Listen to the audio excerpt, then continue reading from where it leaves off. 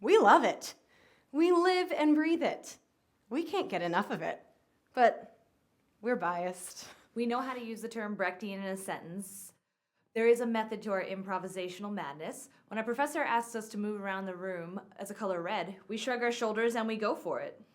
But what does that mean for the rest of the population, for the non-theater folks? Well, we've met a lot of these non-theater folks, and in short, they've changed our lives.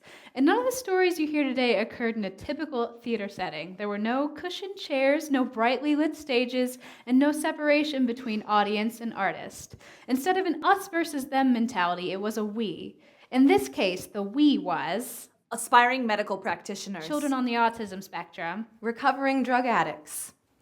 At the end of the day, we realized that among the very different groups we've worked with, all of our experiences had one thing in common: connection.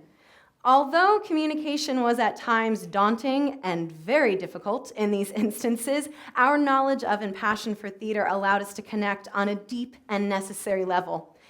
Theater is an idea and an art form worth spreading because it allows and encourages us to connect on a level rarely reached in today's world of virtual reality versus actuality.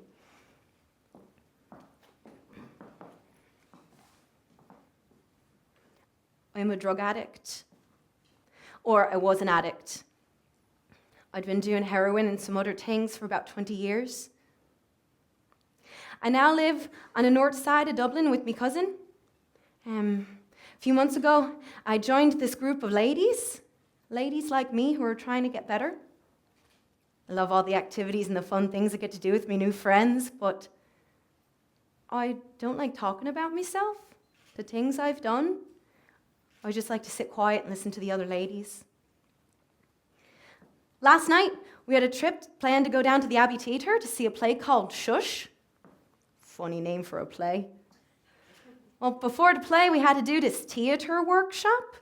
Now, I'd heard about these theatre workshops from the other ladies in the group. They've been in the group for a long while, and well, they said we talk about the play and play some games together, act out some scenes, but the girl running this workshop asked me to do what I don't like to do.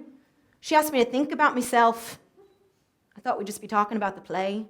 Now, the main character in this play, Brita, is going through a tough time. Her husband left her for a younger woman, her only son is far away in America, and she started to drink to cope with the pain. Brita can't go through one day without thinking back on the good old days. Now, I want you to think of a time where you said, those were the days. Go ahead, try it. Those were the days. Okay, good for a first try. Now, I really want you to put yourself in Brita's place. Use your senses. See, smell, taste, hear, feel what's going on around you. Don't sigh until you're there. So I give it a try. Those were the days. And this girl asks me to do it again. Fine, I'll do it.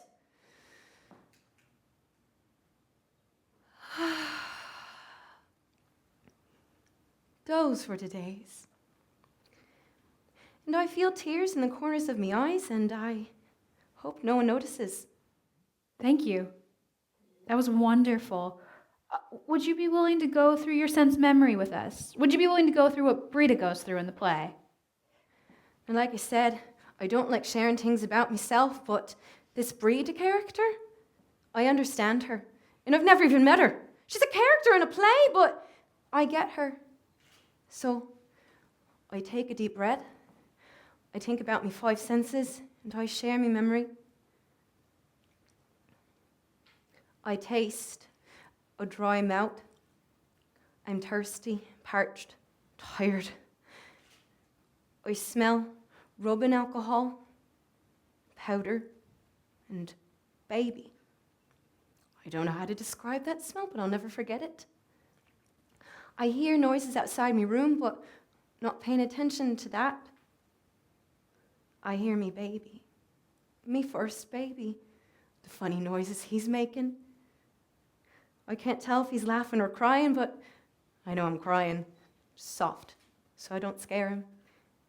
I see his fat little fingers grabbing around mine, and I see his chest rise and fall while he's on mine. I feel his heartbeat in mine. I feel warm and happy and calm. Me boy was taken away from me just a few months after that memory on account of the drugs. So I hold on to that memory as if I'm still holding him. I don't know why I share this with the ladies and with this girl, this perfect stranger, but all I know is that it felt good to finally share a piece of me I usually keep locked away. So, as the ladies made their way down to the Abbey to see the play, I went up to that girl. I had to thank her. When I think about Breda, when I put myself in her shoes, when I can pretend to be someone else for just a minute, I can let myself come out. She couldn't think of the word, so she just let out a big freeing sigh and shook out her whole body. Yes! In that moment, as this woman shared her thoughts with me, I thought, yes, this is why I do what I do, why we do what we do. It's not to breed the next Dame Judi Dench or the next Marlon Brando. It's to allow people to free themselves to these experiences which allow for both personal transformations and for the opportunity to share with others. Because of her ability to empathize with the character of Breda, this woman was, for the first time, able to cope with her own emotions as well as the women around her. This fearless engagement is what we encourage you to explore with theater whenever possible. You don't have to worry about doing it right, learning your lines, or even acting well in this case. If you put your fears and trepidations aside, put your iPhones down, and look at the person in front of you, this ability to make a connection, you can use that no matter what path you take. When we're working toward our teaching certificate, we relate to our students. We're not a textbook, and neither are they. When we are part of an ensemble cast, it's just like being on some kind of sports team. We listen to our teammates and respond to them in a genuine and truthful way. When we're going into something that seems nothing like theater, business, finance, i.e. something serious, when you shake someone's hand, look them in the eye and not down at your presentation notes. These are the skills that we've been losing over the years because we have somehow moved beyond the need for personal connection and we instead connect via phone or computer screen. So how can something like theater be used as a vehicle to regain what makes us human and what actually makes people want to be around us? We've all been in that waiting room at the doctor's office, right? You've got a cough that just won't go away, a weird mole that appeared on your shoulder a few weeks ago. Sometimes we're panicking in the emergency room, or you're just waiting there for your regular checkup, afraid you're gonna have to come out with something else to worry about. Or you're mad because you had to wait for 2 hours. I'm going to bet that most of the people in this room have entered a medical facility in a state of anxiety, frustration, panic, or fear. Not fun to say the least. You want reassurance, you want an answer, but you get that one doctor who doesn't say anything to you, or that one nurse who responds with a curt nod. So you get angry and you get scared. You're not getting the response you need. You need to know that everything's going to be okay. Granted, you may not always receive good news, but at the very least, you need that nurse or doctor to acknowledge that you are a human being worthy of respect. So, how does a medical practitioner ensure that they are that voice of respect? By practicing a skill left out of the Atlas of Anatomy, communication. And that's what I do with my theater training. I work as an SP, a standardized patient at the Villanova College of Nursing. Here, with student nurses, I enact various scenarios that replicate real-world circumstances they are likely to encounter once they enter the professional world. For example, I often play a 5-year-old boy named Jose who's having an allergic reaction. Just the other day, I started playing an 82-year-old woman who keeps trying to pull out her IV against the nurse's wishes. I sometimes even give birth. Well, I don't give birth. A mannequin named Jolene does. I just provide the voice. But that's just it. The voice. Nurses can study all the systems of the human body and practice on a mannequin, but they often don't get to hear the voice of a real human until the actual situation is in front of them. And that can be terrifying for both the nurse and the patient who just needs someone to hold her hand. I have a friend who was having some vision troubles a few months ago, so thinking it was time to up his prescription, he went to the optometrist, only to be told that his vision was not the problem. He was immediately sent to get an MRI and then to one of the top neurologists downtown. There, he was received by a young resident who proceeded to do a number of strange tests on him without any kind of introduction or explanation, including running an open safety pin down the side of his face while his eyes were closed. Then, Without saying anything, she opened up a file on a computer screen that had an image of his brain with a giant tumor on it. She left the room to get the doctor and left him to stare at the image. He was terrified. Yes, that's why I do what I do. I want to prevent that from happening. The halls of a hospital are often fraught with fear, but they don't have to be. I use my skills as a performer to ensure that nurses know how to engage with another human with true dignity. The stage is not the only place in which pretending to be someone else can lead to understanding. The simulation room at the College of Nursing is another space in which the art of theater can expand the possibilities of human connection. Connection. We have so many devices to streamline our methods of communication, yet we are more distant than ever. Now, we actively choose this lifestyle, but what about people whose communication skills are so limited that they can't make the choice for themselves? In my work as a teaching artist in the theater community, I have been lucky enough to work with children on the autism spectrum. Figuring out the balance of communication with someone on the spectrum was one of the more rewarding yet daunting tasks I ever set out to accomplish. I was just 18 when I started working at a theater camp that included children on the autism spectrum. Now, the theater's not always the most forgiving of places. There were games to play and actively participate in. Zip, Zap, zip, zap, zip, zip, out. There were lines to learn and characters to act out. Getting any child to engage can be difficult, but when the child is on the spectrum, it's another thing entirely. I thought to myself, How can I communicate what's supposed to be going on in this exercise to this child? Do I let the other children in the art suffer if one child doesn't understand?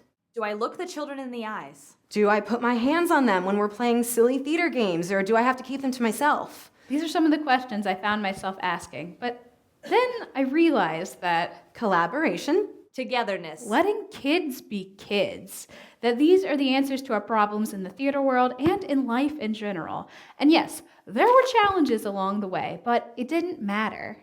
Recently, I had yet another opportunity to work with a theater that had an education department specifically for children on the autism spectrum, some of these children having little to no communication at all.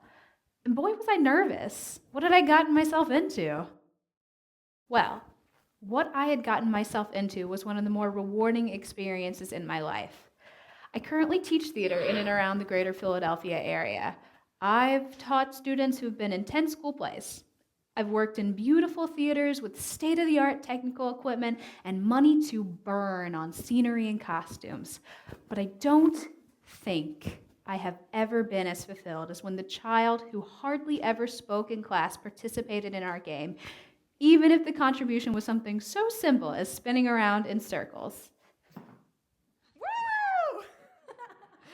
Getting these children to engage, participate, communicate, even on a limited scale, were the moments that made me think, yes, this is how theater makes a difference. I was the teacher in these situations, but I am positive I am the one that learned the most.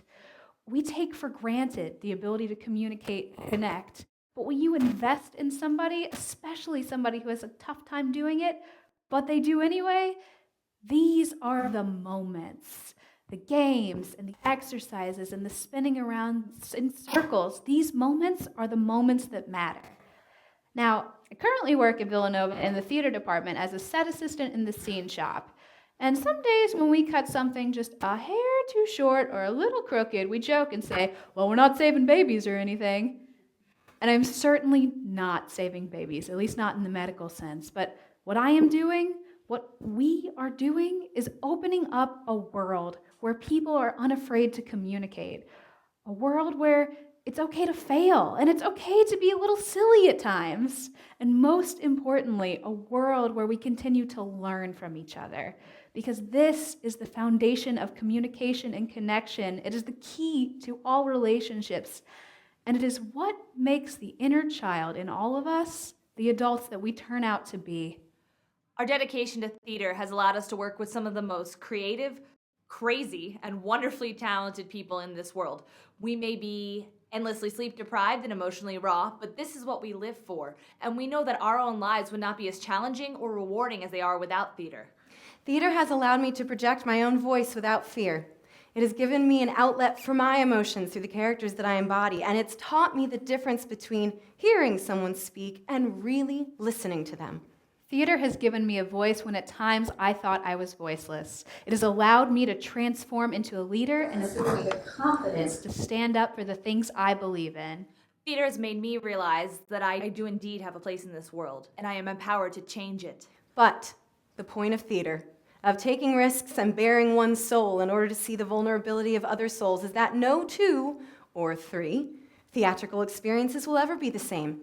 Theater will not impact me the same way that it'll impact you or you. As one of our most influential theater forefathers once said, all the world's a stage. And all the men and women, merely players. They have their exits and their entrances, and one man in his time plays many parts. But the theater we are talking about and the stage we're talking about is life. Through theater, we are able to create relationships in the medical training field, innovate theater as not only an art form, but a means of recovery and rehabilitation, inspire children to find their voices despite the immense difficulties they face, create, innovate, inspire. These are our stories. Taking risks and having each other's backs. So, get up. Live in the moment, make a connection, and ask yourself, what can theater do for you? What can theater do for you? What can theater do for you? We think we can answer that question for you, but where's the fun in that? So, go out and find what your theater beyond theater is.